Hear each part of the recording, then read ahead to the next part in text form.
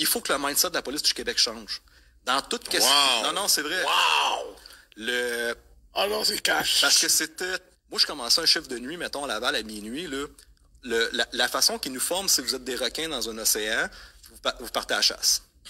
Ça veut dire que là, moi, on partait à minuit le soir, ça commençait. Première nuit, on veut commencer à montrer c'est qui les meilleurs. Je regardais le boulevard Saint-Martin, là, il y avait 4 chars de police, 4 interceptions, toutes systématiquement, toutes les chars qu'on voyait, t'écoles toutes un après l'autre. Boum, boum. À un moment donné, tu vas pogner. Au volume, tu vas pogner quelque chose.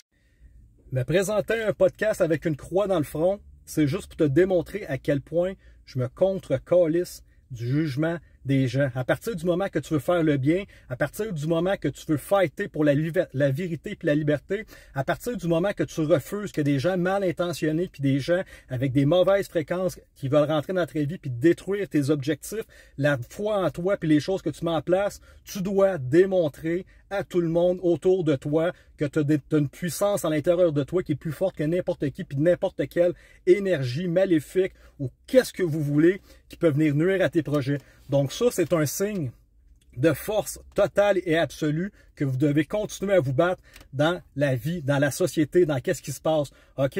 Et c'est une grande mode qu'il y a de plus en plus aux États-Unis. La marque de croix au charbon dans le front, tu t'affiches du côté de la vérité, tu t'affiches du côté de la liberté, tu t'affiches du côté du bien. OK? Puis à partir de ce moment-là, toute personne avec des mauvaises intentions envers toi, qui veulent t'envoyer des mauvaises énergies, tu les chasses et tu veux pas les avoir dans ton environnement. Et quand ces gens-là qui ont peut-être des émotions qui sont malsaines envers toi, que ce soit, mais ça fait juste les chasser loin de toi parce que tu veux pas les avoir dans tes pattes. Tu veux travailler avec des gens bienveillants, tu veux travailler avec des gens honnêtes, OK? Et donc, à partir du moment que tu es capable de faire un acte de foi totale et absolue comme ça, qui va être vu par des dizaines de milliers de personnes, tu grounds sur tes positions, puis tu continues à te tenir debout, puis tu continues à te battre pour la vérité.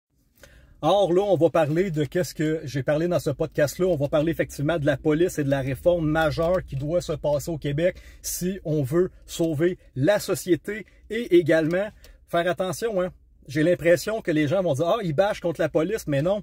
Si il y a une réforme de police, c'est non seulement les citoyens qui vont être favorisés dans tout ça, qui vont avoir une meilleure relation avec la police, mais le travail policier également va devenir plus sain pour les agents de la paix. Je l'ai fait pendant 12 ans de temps, puis je peux te confirmer que dans les dernières années, t'as hâte en tabarnak à ta retraite, puis il me restait facilement une quinzaine d'années avant d'avoir d'aller à ma retraite, puis je me disais, tabarnak, comment qu'on peut faire pour toffer ça, cette ambiance-là merdique de vérification que tu te fais enquêter par les affaires internes pour n'importe quelle crotte de nez qui t'arrive, la déontologie, le système, t'arrêtes des gens, puis tu te remets tout le temps dans la merde, puis toi, tu veux jouer à ton G.I. Joe, tu veux faire des shots, mais finalement, tu n'as aucun système de reconnaissance, et plus que tu veux travailler fort, et plus que tu veux avoir l'air du G.I. Joe police, parce que c'est ça qui est le fun, hein, quand tu rentres dans la police, ça fait 2 ans, 3 ans, 4 ans, 5 ans, t'aimes ça, aller tirailler, tu vas avoir de l'action, on veut jouer au justicier, puis tout ça, mais je te le dis, mon ami, quand ça va faire 10 ans que tu es dans la police,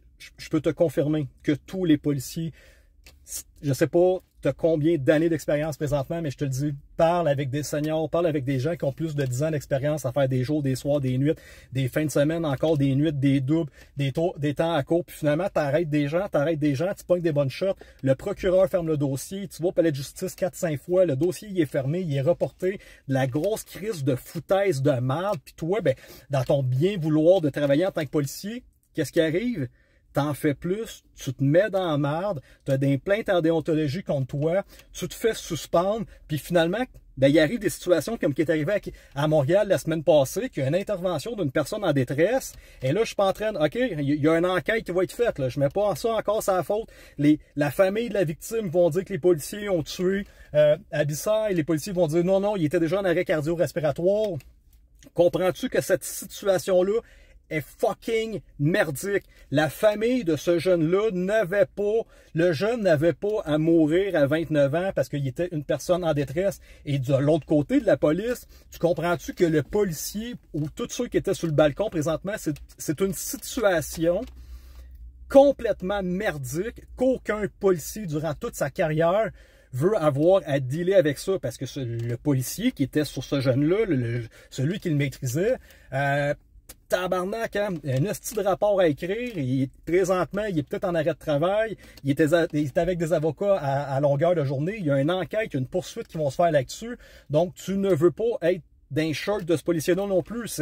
C'est dégueulasse complètement pour sa carrière. Et quand que je parle qu'il y a une réforme policière qui doit se passer, c'est que depuis 2020, j'ai été policier de 2009 à 2020, on s'est rendu compte, normalement, souvent, bon, mais c'est des gens criminalisés qui avaient affaire avec la police. Moi, quand j'étais policier, j'écœurais pas monsieur, madame, tout le monde, le bon citoyen, ok?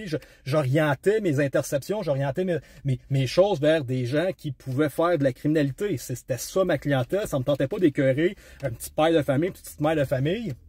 Et souvent, mais c'est pour ça que les personnes de couleur, souvent on parle de racisme systémique parce qu'ils se font viser plus par la police. Et là, depuis 2020, de 2020 à 2023, monsieur, madame, tout le monde, le petit Québécois de souche, qui se sont rendus compte qu'il y avait peut-être une dérive avec les mesures sanitaires du gouvernement, que le masque n'avait aucun crise de bon sens, que tu marchais pas du bon sens de flèche dans le Walmart ou à l'épicerie, que tu pouvais pas rentrer dans un Canadian Tire si tu n'étais pas vacciné. Le monde qui se sont rendus compte qu'il y avait une dérive totale et absolue, ont subi l'intimidation de la police. Les policiers n'ont pas été assez intelligents pour traiter les gens avec indulgence et bienveillance. Puis ils ont dit, ben la loi, c'est la loi. Puis si tu as ton masque en dessous du nez dans un Tim Hortons, on va te casser une volée, puis on va te crisser à terre. Puis si tu es une mère de famille qui est allée porter tes enfants, qui jouent au hockey la fin de semaine parce que tu veux qu'ils continuent à faire du sport social, parce que tu veux pas qu'ils deviennent fous entre les quatre murs d'une maison, puis qu'ils continuent à faire du sport, ben là, tu te faisais menotter, tu te faisais crisser à terre par la police. Et là, les policiers, vous avez perdu le respect du restant de la population qui se disait comment ça qu'on a à vivre ça? Comment ça les policiers ils switchent de même dans leur tête puis qu'ils deviennent une Gestapo de dictature pour des hosties de décrets de merde non justifiés par la science. Et aujourd'hui, 2025, on a toutes les preuves que c'était complètement inventé par Dr. Fauci. Ça a été même décrit dans des commissions d'enquête aux États-Unis qui le dit que la distanciation, il l'a complètement inventé. Le masque, personne, il n'y a aucune étude d'efficacité nulle part sur toute la planète. Et on a tout plein d'études, par contre, qui démontrent le contraire, que de porter un masque pendant une longue période de temps fait en sorte que tu continues à respirer ta morphe, qui fait des champignons, qui fait des virus, des microbes, et que tu respires ça finalement, puis tu as plus de chances d'être malade, tu as plus de chances d'être contaminé, puis d'avoir des infections des voies respiratoires. Fait que là, ça, c'est le système dans lequel les policiers nous ont plongé. Et plus que tu veux jouer au G.I. Joe, plus que tu veux te battre, plus que c'est malsain ton travail, parce que à un moment donné, tu tabasses des gens, tu as des plaintes en déonto comme ça tête, puis qu'est-ce qui se passe? Ben, à un moment donné, il y a un jeune qui meurt dans tes mains, puis là, tu viens de chier ta vie sur un hostie de temps. Puis là, ben, tu détestes qu'est-ce que tu viens de faire. Fait que moi, c'est ça que je veux préserver. Je veux qu'il y ait une relation qui redevienne de confiance entre la police et les citoyens de toutes les couleurs possibles. Le petit blanc québécois, la petite Ginette, le Roland, que ce soit le noir, que ce soit le latino, que ce soit le chinois.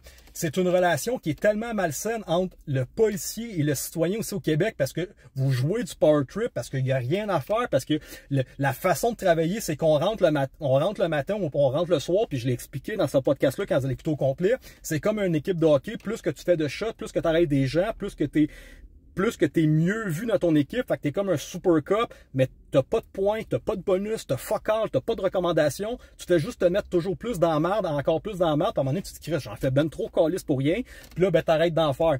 Mais tous les policiers vont passer par là, mais le policier que le jeune il est mort, là, lui, il la trouve vraiment pas drôle. Puis j'ai passé les 3 dernières années en Floride, c'est réellement pas la même relation que les policiers ont avec les citoyens. Si t'es un criminel en Floride, c'est sûr, ça sera pas drôle. Mais les policiers là-bas interceptent pas systématiquement tous les gens de couleur, ne te font pas chier pour ton permis de conduire, puis tes papiers d'assurance, puis ton demi-stop américain. Ils vont pas t'intercepter pour t'écœurer, parce que là, faut que t'interceptes des chars en longueur de journée, parce que t'es sûrement un policier temporaire ou t'es en probation, puis tu veux ramener le plus d'étiquettes possible au poste de police pour démontrer que tu travailles fort, puis que t'es bon, puis tu veux pogner des shots, parce que c'est comme un pack de loups, puis quand t'es le meilleur des loups, mais t'es comme le alpha dans la patente, c'est malsain, tu scrapes ta vie, puis tu vas toujours vers un système qui t'emmène à rien. Il faut que l'image de la police soit une relation entre le citoyen, d'agent de la paix, protéger et servir, et que ça arrête d'être une relation de on essaie d'attaquer le plus de méchants et de suspects dans le système pour faire le plus d'arrestations possible, pour monter nos statistiques. C'est malsain pour le citoyen et c'est malsain pour le policier de carrière s'il veut te faire 25 ans, mes amis.